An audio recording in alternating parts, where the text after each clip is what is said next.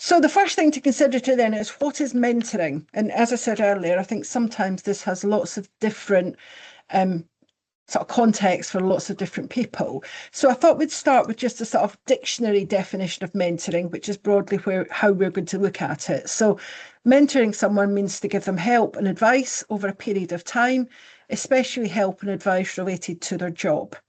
So often when you go to work, perhaps in a new job or a new role, you'll be assigned a mentor who's there to help you learn the ropes. Sometimes a mentor will be more formal around developing a particular skill set.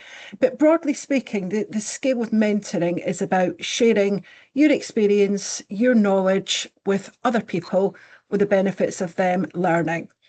And I think traditionally, it's more experienced staff supporting less experienced staff.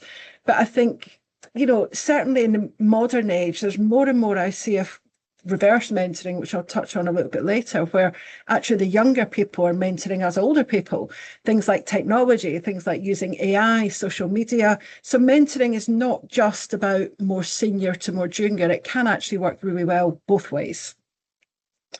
And I often like to think of a mentor, and I use this analogy a lot in our training, a mentor being a little bit like a grandparent as opposed to a parent. So, in your workplace, you have line managers, people who are responsible for you, for your performance. And a bit like a parent, they've always got a degree of responsibility for the development of the children. Whereas grandparents can almost do the fun stuff and hand them back at the end of the day. And I think that's how I like to think of mentoring, someone who will share their knowledge, their experience, their views, their opinions in a completely altruistic way. They're all about you. They're all about helping and supporting you. What a mentor is not is a teacher, is a trainer. And again, I'll come onto that in a second when I start to look at some of the continuums.